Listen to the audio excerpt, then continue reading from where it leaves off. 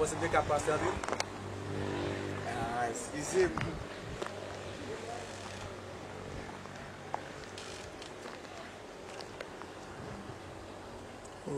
Nous recevons le docteur professeur Naoum Lafleur, qui est écrivain.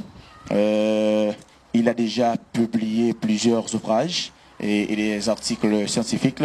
Et en ce matin, nous allons avoir un entretien avec lui autour de son dernier ouvrage intitulé « Les plus belles couleurs de la vie ». Docteur Lafleur, bonjour. Bonjour, bonsoir, et Monsieur Baudré, et bonjour à toutes les auditrices et tous les auditeurs de la radio Média Internationale. C'est un plaisir pour nous de vous accueillir à l'UNIC dans le but de parler sur ce dernier ouvrage qui vient de faire son apparition sous le titre de « Les plus belles couleurs de la vie ». Donc, c'est toujours un plaisir d'accueillir des gens à l'UNIC. En ce matin, nous sommes très heureux de vous accueillir. Avant même de parler de l'ouvrage en question, docteur Naoum Lafleur, vous parlez d'UNIC, UNIC, UNIC. Bien avant, pourriez-vous nous parler un peu de ce qu'est, je pourrais dire, cette université en quelques mots. UNIC, c'est quoi? UNIC, c'est Université internationale de la Caraïbe. C'est un centre universitaire né dans les années 2016. Et c'est un projet qui vise à apporter une amélioration dans le développement de l'enseignement supérieur haïtien. Et nous avons pris cette initiative parce qu'après notre doctorat, nous avons décidé de retourner en Haïti. Et quand nous sommes arrivés ici en Haïti, et surtout dans le département du Nord, on a fait un constat. Il y avait un problème de base, surtout au niveau de l'enseignement supérieur. Et on avait dit, puisqu'on a en quelque sorte des compétences, pourquoi ne pas mettre notre compétence au service de cette communauté pour pouvoir apporter une certaine performance au niveau de l'enseignement supérieur. Donc, depuis 2016, nous sommes là, nous sommes en train de travailler, d'améliorer l'enseignement supérieur. Donc, il faut dire que en Haïti, le problème de l'enseignement supérieur, c'est un problème sérieux. Et d'autant plus l'enseignement supérieur se base surtout sur la recherche, alors qu'en Haïti, nous sommes presque à zéro niveau des publications scientifiques, parce que quand on dit recherche, on voit publication scientifique, il n'y a pas de assez d'auteurs qui publient des œuvres scientifiques. Donc, nous sommes là pour essayer d'apporter, d'améliorer. C'est pour cela on a mis accent surtout lorsque nous formons des professeurs pour qu'il y ait des publications scientifiques. C'est-à-dire, il faut se baser sur la recherche scientifique. Si on veut développer un pays, il faut avoir des données scientifiquement prouvées. Parce que on n'est pas là pour prendre des décisions en fonction, à la base de nos intuitions. On est là pour prendre des décisions en fonction des données prouvées, et là, on aura des résultats. C'est pour cela, quand on a fondé UNIC, et on a fondé UNIC avec cet esprit de participer au développement du pays, mais en formant des gens, surtout sur le plan de l'enseignement, sur la recherche scientifique. Bien entendu, quand on parle de la recherche scientifique, il y a la transmission du savoir aussi. Après avoir publié des œuvres, il faut puiser de ces œuvres pour transmettre cette connaissance, pour que le développement, bien, la connaissance perdure et tout le monde puisse participer dans ce processus de développement. Donc en fait, UNIC, en gros, c'est ça. C'est un centre universitaire, mais basé surtout sur la recherche appliquée, comme toute université d'ailleurs, mais avec surtout, nous sommes dans un milieu rural, nous mettons l'accent aussi sur le développement du milieu rural, parce que le développement doit partir à partir du milieu rural. Ça, c'est important. En Haïti, on a tendance de faire l'inverse. Mais la base du développement, c'est d'abord le milieu rural. L'approche par le bas pour le développement, c'est ce que vous pensez être bon pour Haïti. Et c'est comme on pourrait dire cette nouvelle vision, cette nouvelle Haïti que tout le monde rêve et pense. Eh bien, si toutes les fois il n'y a pas une forte implication dans ce qu'on appelle dans une nouvelle gouvernance locale, eh bien, on ne saurait parler de développement d'Haïti. On doit cesser de venir avec des programmes, eh bien, et les implanter dans les milieux, mais il faut servir des milieux ruraux particulièrement en se basant sur les différents besoins, les grands besoins, eh bien, de la population. Parce que seul l'individu qui évolue dans le milieu connaît ses véritables et grands besoins.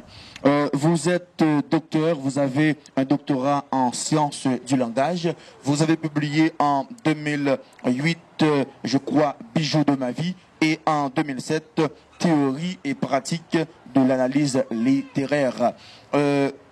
Votre source d'inspiration, docteur Naoum Lafleur, et elle se porte sur quoi en réalité? En fait, je vais répondre à cette question à partir d'une réponse que j'ai déjà donnée dans un média international. Et quand on m'a posé cette question, quelle est votre source d'inspiration? J'avais répondu, il y a 3 pays dans lesquels j'ai pu contribuer d'une façon ou d'une autre, soit à travers mes études ou lors de mon évolution.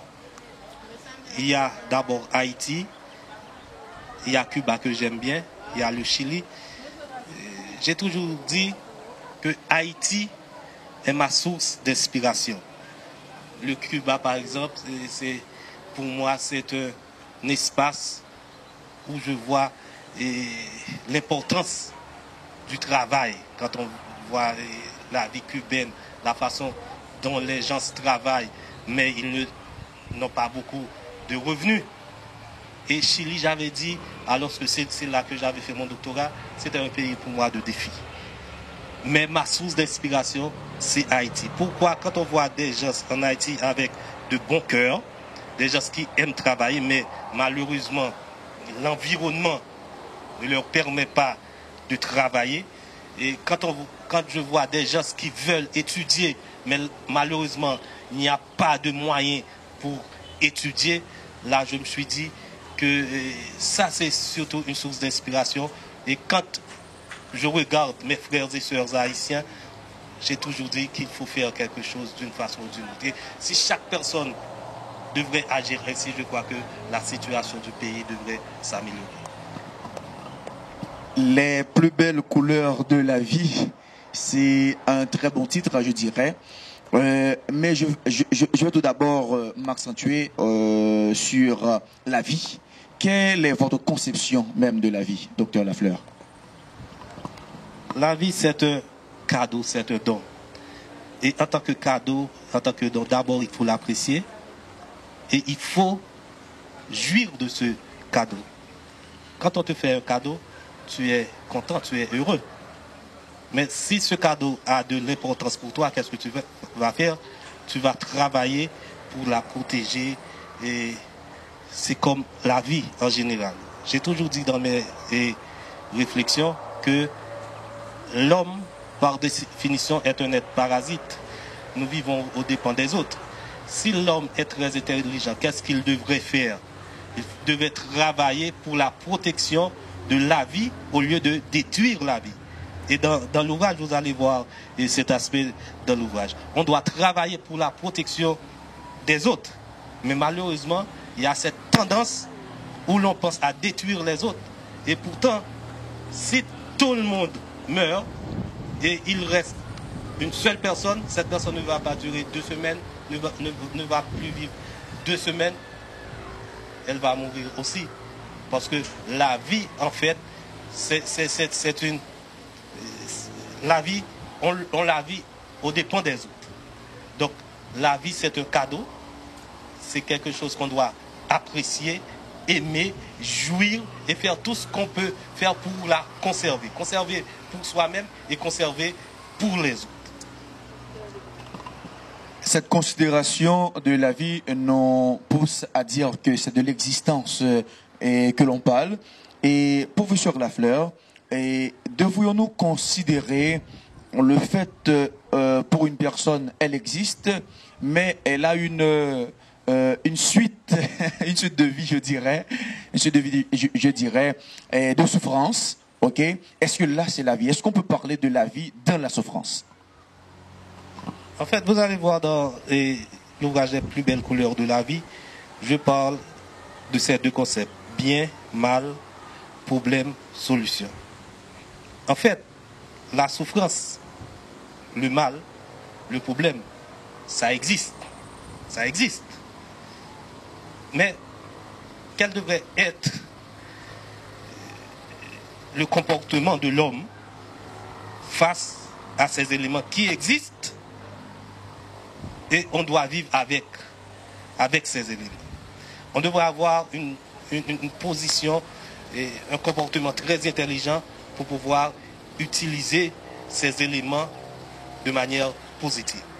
Et dans l'un des chapitres, j'avais dit, puisque le bien et le mal, ou bien le positif ou le négatif, le problème, la solution existent, le positif et le négatif existent, et les deux, pour moi, ne sont pas opposés, ils sont complémentaires. C'est comme de l'électricité, il y a un pôle positif, il y a un pôle négatif. Les deux se complémentent pour donner de l'électricité.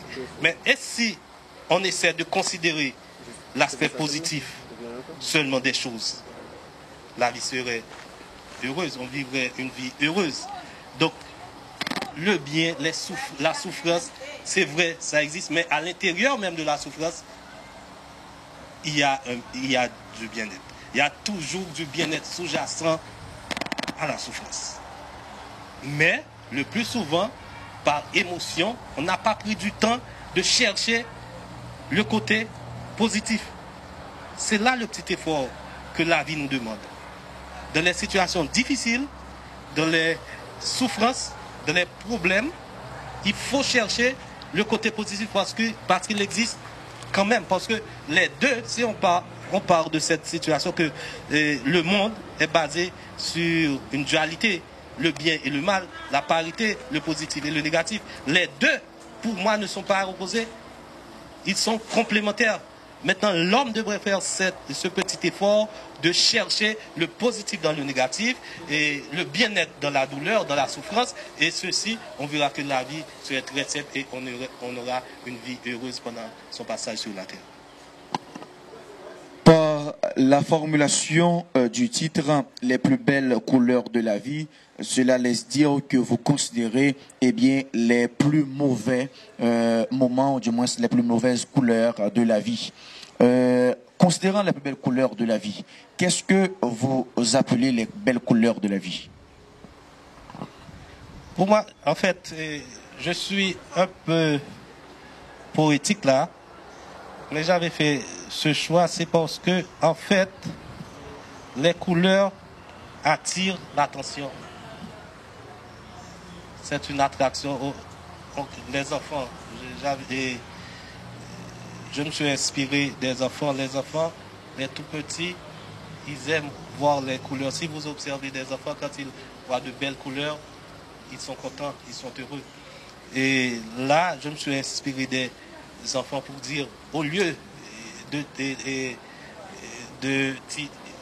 donner un titre, réussir et vivre heureux de l'ouvrage, mais plutôt de donner ce titre, les plus belles couleurs de la vie. Mais au fond, quand je parle des plus belles couleurs de la vie, c'est de voir, de jouir les moments de bonheur et de réussite de la vie. Il faut rappeler cet ouvrage, c'est un ouvrage à la fois philosophique, psychologique, spirituel et même sociologique dans le sens de développement éducatif particulièrement.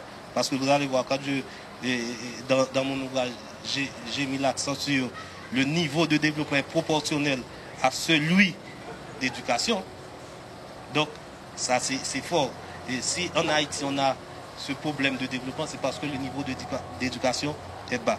Plus le niveau d'éducation augmente, plus le niveau de développement augmente aussi. Le développement personnel, tant le développement communautaire, le développement du pays.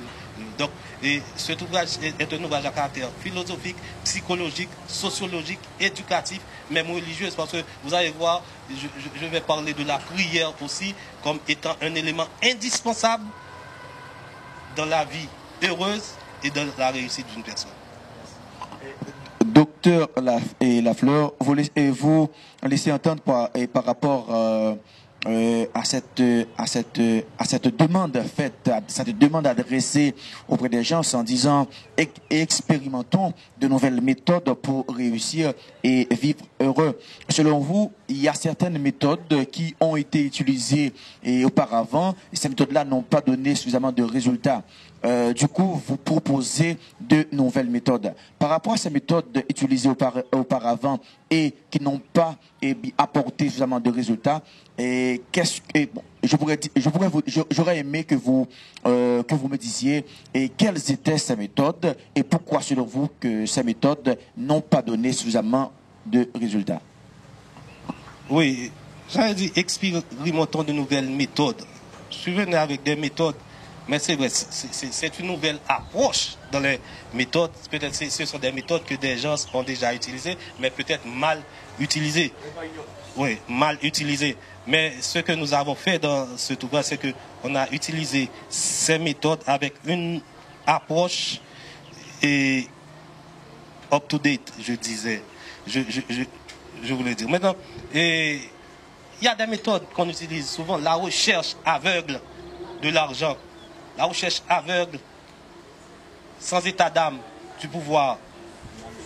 Ce sont des méthodes qu'on utilise pour pouvoir réussir et pour pouvoir vivre heureux. Mais malheureusement, quels que soient les moyens pour avoir de l'argent. Oui, mais malheureusement, ces méthodes n'ont pas de résultats escomptés. C'est pour cela.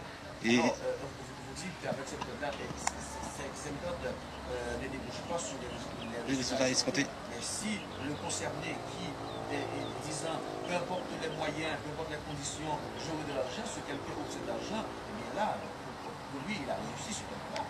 Et c'est ça, c'est pour cela que j'avais dit, il y a des questions philosophiques qu'on a posées à travers cet ouvrage. Réussir et le bonheur. Est-ce que quand on a réussi, on est heureux? Est-ce que quand on est heureux, on a réussi? Il y a des questionnements philosophiques qu'on avait. Mais avoir de l'argent ne veut pas dire qu'on a réussi. C'est pour cela, dans l'ouvrage, je parle d'une réussite. Cette réussite dont vous parlez, c'est quoi avant? Cette réussite, c'est partir d'un point, travailler durement, résister face aux contraintes, arriver à un point où vous vous sentez à l'aise, vous êtes heureux. Par exemple, je pourrais dire que j'avais en tête de fonder l'Université internationale de la Caraïbe. J'ai travaillé durement pour y parvenir, mais après avoir vu que l'université vraiment ça fonctionne bien, et je suis heureux de voir que l'université fonctionne bien, je réussis.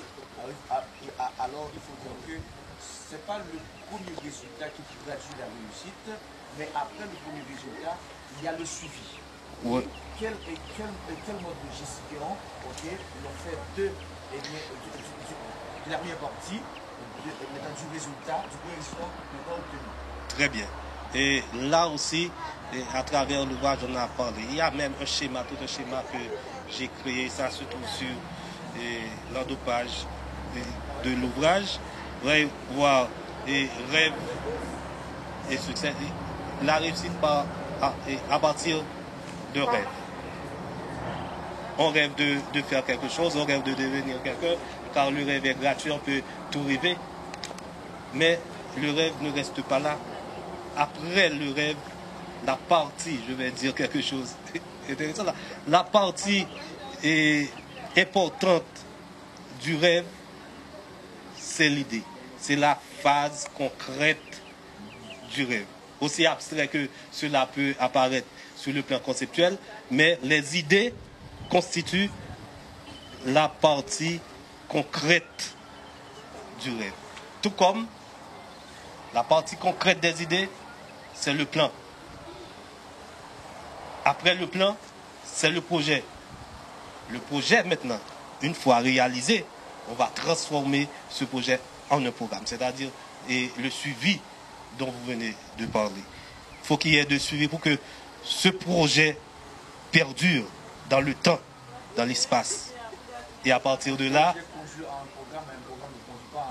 Non, un programme, c'est la multiplication, c'est la conjugaison même des projets. Donc, j'ai créé ici l'Université internationale de la Caraïbe, à Limonada du Bout. Après ça va.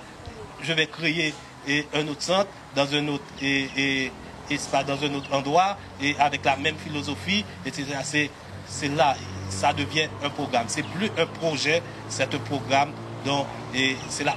Je dis toujours, c'est la conjugaison des projets qui donne le programme, la multiplication des projets qui donne le programme. À partir d'un programme, on peut parler de succès. Mais maintenant, quand on arrive à ce point-là, on va avoir naturellement de nouveaux rêves. Une fois arrivé, c'est pour cela que je parle d'une vie réussite. Ce n'est pas de la réussite. Parce que quel que soit le niveau atteint, on va avoir de nouveaux rêves. Ça, c'est l'homme qui est ainsi. On n'est jamais satisfait d'être un homme ou une femme réussite.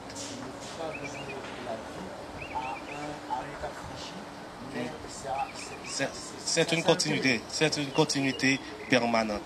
Et docteur Naoum Lafleur, vous pensez qu'il y a une sorte d'attitude qu'il faut adopter par rapport au succès? Oui, il y a plusieurs attitudes. Par exemple, je parle du sang-froid. Avoir des objectifs dans la vie. Il faut être dynamique. Je dis toujours, il ne faut pas être attentiste. Il faut être attentif. Il ne faut pas rester. En Haïti, on a cette tendance. Et que le blanc arrive pour faire quelque chose pour nous, que quelqu'un d'autre arrive pour faire quelque chose pour nous. On est attentiste, mais on n'est pas attentif. C'est-à-dire saisir les opportunités qui se présentent. Docteur Lafleur, et en cette partie, vous parlez de la prière.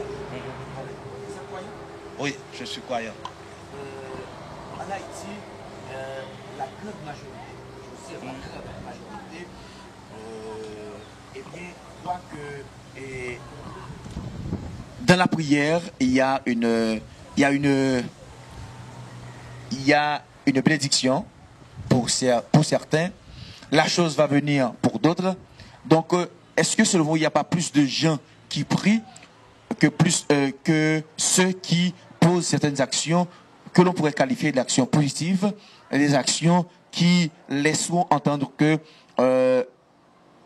il faut partir d'une idée, d'un projet suivi des programmes? En fait, c'est pour ça que je parle de nouvelles méthodes. Mon approche de la prière, ce n'est pas une approche commune. Dans mon ouvrage, je parle de quelqu'un qui prie, c'est quelqu'un qui travaille. Il y a un lien entre la prière et le travail. Si je prie seulement, parce que il y a cette approche où l'on a tendance, quand on dit on prie, on laisse Dieu faire tout. Mais quelqu'un qui est un homme de prière, c'est quelqu'un qui a un plan. J'ai même fait une analyse, parce que je suis en sorte analyste de discours, de la prière dominicale sur cette question de prière. On fait un plan. La structure même de cette prière dominicale, il y a un plan. Il y a un plan de travail à l'intérieur. Donc, on prie, mais la prière, c'est une motivation pour travailler. Ce n'est pas une intervention pour être attentiste. c'est une motivation vers le travail.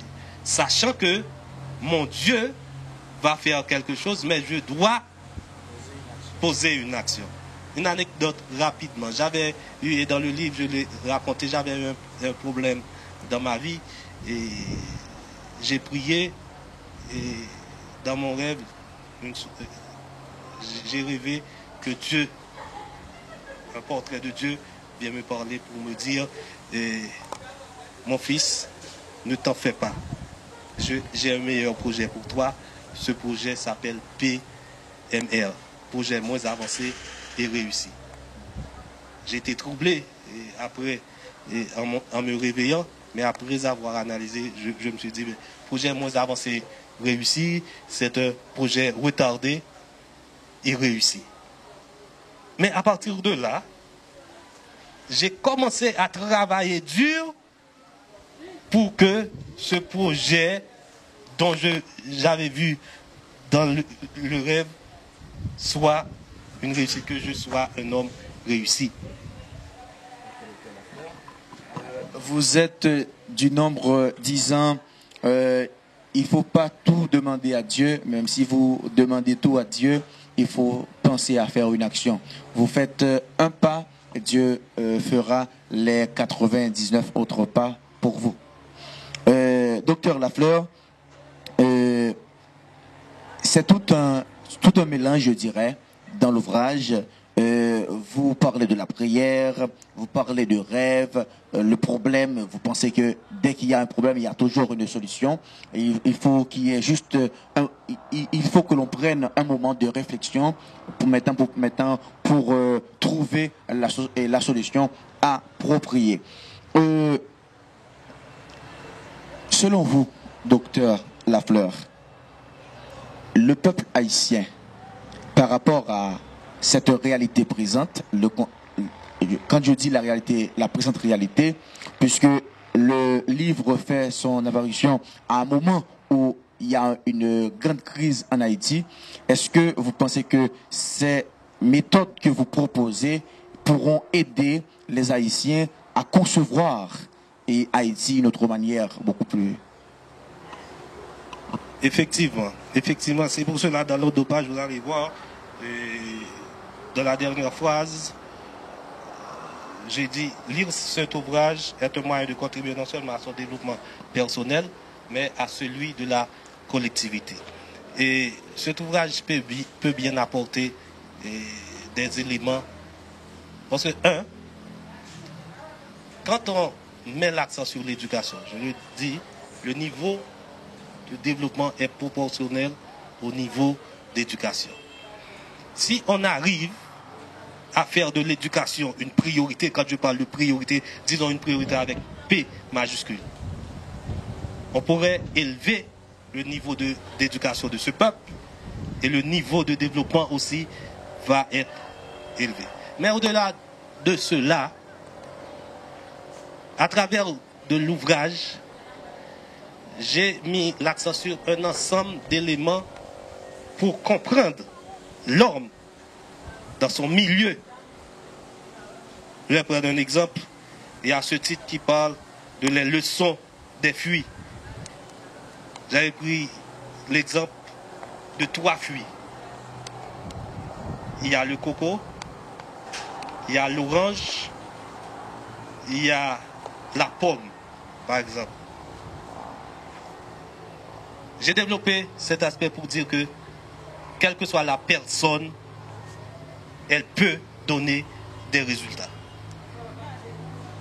J'ai pris l'exemple du coco, qui est un fruit, comme les deux autres fruits, l'orange et la pomme.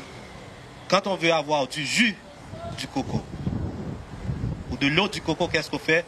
On n'a qu'à couper la tête, et c'est facile, et l'eau, on obtient du jus du coco. Quand on veut avoir du jus de l'orange, on n'a qu'à purger l'orange pour trouver de l'eau. Mais la pomme, pour trouver du jus, il faut avoir un mixeur, un appareil. Ouais. Mais ce qui est important, les trois donnent du jus. Mais il y en a un qui donne du jus plus facilement, comme le coco. Il y a un autre, on fait un petit effort. Il y a un autre, on fait beaucoup plus d'efforts. Mais ce qui est important, les trois donnent du jus. L'homme haïtien aussi, l'homme de manière générale, tous peuvent donner des résultats. Ça va dépendre de la méthode utilisée pour pouvoir aider les autres à donner des résultats. L'homme haïtien peut donner des résultats. Il faut pas faire attention à ceux qui disent qu'on ne peut pas donner des résultats et nous sommes des nègres, etc. Ce sont des propos racistes, discriminatoires. Tout le monde peut donner des résultats. Et je vais te dire également plus profondément. Dans l'ouvrage, j'ai dit, je ne crois pas à la paresse. Chacun travaille en fonction de sa motivation, de sa position. Des gens sont paresseux. Moi, j'aime pas dire un tel ou une telle est paresseux ou paresseuse. Chacun travaille selon sa situation, selon sa motivation. Donc, tous peuvent donner des résultats. Donc, si on utilise les théories, les méthodes, les approches qu'on a mis dans cet ouvrage, non seulement on va avoir un développement personnel, car on va réussir sur le plan personnel, mais sur le plan de la collectivité, sur le plan communautaire, on va aussi réussir. Haïti va réussir, même le monde va réussir. Docteur Lafleur, il y a cette pratique dans le milieu haïtien où on a tendance à mettre prise à qualifier un enfant particulièrement de petit Joseph, petit Joël, petit Sétanise, petit Jacques, petit docteur. Et est-ce que ces appellations ne sont pas, je dirais, provocateurs par rapport à cette faiblesse, cette attitude à ne pas penser que l'on peut donner des résultats, parce que dès le début, on nous sous-estime, ok? On sous-estime l'enfant, on lui traite de petit. Est-ce que ça a un impact réellement sur le mode opératoire de l'enfant, de l'avenir, ses manières d'agir, ses choix de la vie? Est-ce qu'il y a quelque chose qui se produit? Et ça, il faut dire, il ne faut pas oublier, je suis linguiste, je vais donner une réponse beaucoup plus linguistique. Mais pour nous autres, en tant que linguistes, les mots, le sens des mots est subjectif. Le sens des mots est subjectif et ça va dépendre de la situation ou le contexte de communication, etc. Quand on dit petit ou petit, ça peut avoir une connotation affective. Une connotation affective, mais ça peut avoir aussi une connotation discriminatoire. Il faut faire attention. Des fois, quand on dit petit Joe, petit Joël, etc., c'est sur le plan affectif. Ok? Quand on est à ce niveau, ça fait du bien. Mais cependant, quand on laisse ce niveau pour passer à la phase discriminatoire, ça peut poser problème. Donc il faut faire attention quand on dit petit ou bien petit, pour ne pas tomber dans le piège de discrimination.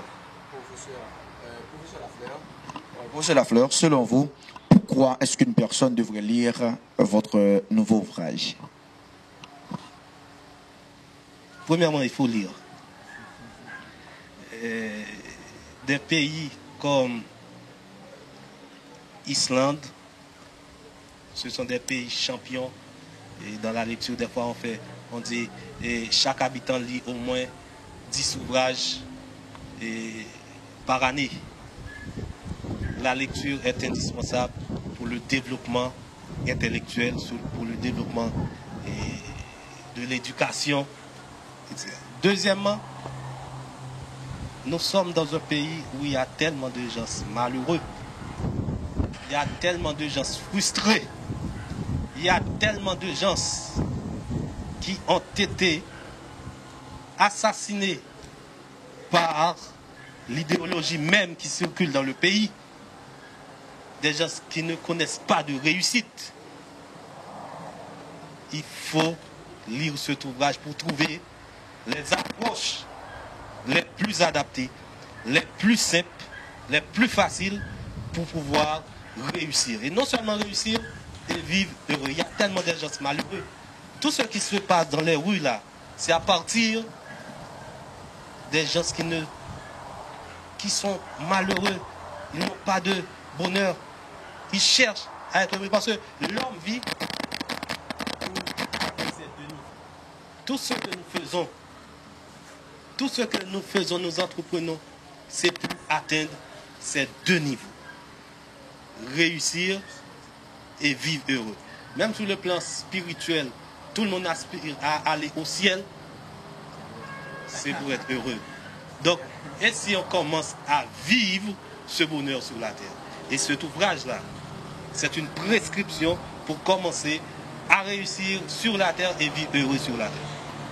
Le docteur Naoum Lafleur nous fait une prescription. Et c'est pas le docteur médecin, mais s'il est médecin, c'est médecin de l'esprit. Dit-il, c'est un excellent ouvrage. Donc tout le monde est invité à en procurer pour faire une très bonne lecture, car il y a beaucoup de provisions là-dedans pour vous aider, pour nous aider, parce que si l'on veut réussir, il y a toute une méthode, il y a toute une manière de mettre en évidence, de mettre en pratique pour pouvoir aller de l'avant. Docteur Lafleur, c'était avant de prononcer les mots de la fin, qu'est-ce que vous aimeriez dire à tout un chacun, soit à propos de l'ouvrage, soit à propos de l'unique? En fait, nous sommes dans une situation très difficile, pas seulement en Haïti, un peu partout dans le monde. Les gens sont désespérés. Mais il ne faut jamais perdre l'espoir. Ça, c'est une conception à cultiver. C'est une manière à vivre. Il ne faut jamais perdre de l'espoir. C'est vrai, la situation est difficile. La situation est compliquée. On est désespéré. Mais il y a toujours de l'espoir à travers la désespération.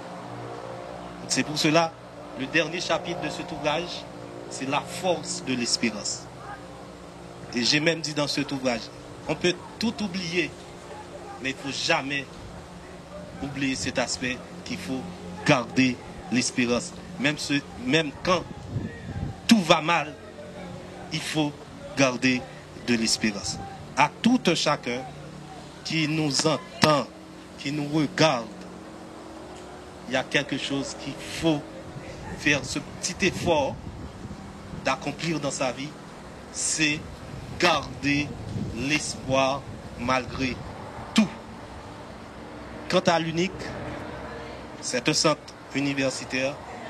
Nous favorisons, nous travaillons pour l'excellence. Parce que l'université, après tout, c'est ça, c'est l'excellence. Nous travaillons dur pour arriver à atteindre l'excellence.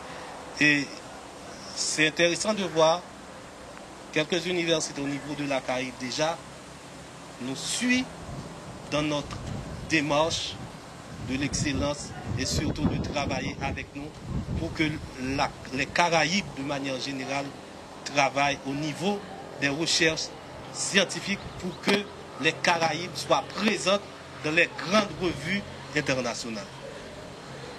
Parce que, en fait, qu'est-ce que les grandes universités occidentales font en général? Elles nous utilisent pour produire des documents scientifiques et publier en leur nom. Mais, en fait, les universités caraïbiennes ne sont pas presque présentes dans les rankings des meilleures universités parce qu'il y a l'absence de cet aspect qui est publication scientifique. Et on a eu des échanges avec d'autres universités, notamment à Cuba, etc. Nous avons dit qu'il faut travailler ensemble pour nous imposer au niveau des recherches scientifiques. Et l'Université internationale de la Caraïbe se trouve dans cette dynamique. Il faut travailler à aller. Donc, nous attendons tous, il y a un espace assez attrayant à l'Université internationale de la Caraïbe. Il y a des arbres, il y a une grande cour, il y a toute une verdure. Et grâce à Dieu, je dirais, et c'est l'un des... À Limoudad, il y a du courant, de l'électricité. Il y a de l'électricité, il y a de l'Internet, il y a nos bibliothèques, on attend des gens qui veulent travailler pour développer le niveau d'éducation. Et du coup, le niveau de son développement personnel et celui de la collectivité à l'Université internationale de la Caraïbe. Nous étions avec Dr Naoum Lafleur, et écrivain. Son dernier ouvrage, c'est bien Les plus belles couleurs de la vie, où il nous demande à expérimenter de nouvelles méthodes pour réussir et vivre heureux. Sur le campus de l'UNIC, c'est là où nous étions ce matin pour vous servir, chers amis, vous qui suivez de près ou de loin à travers les 5 continents Radio Média International. Notre prochain rendez-vous, c'est pour bientôt. Merci.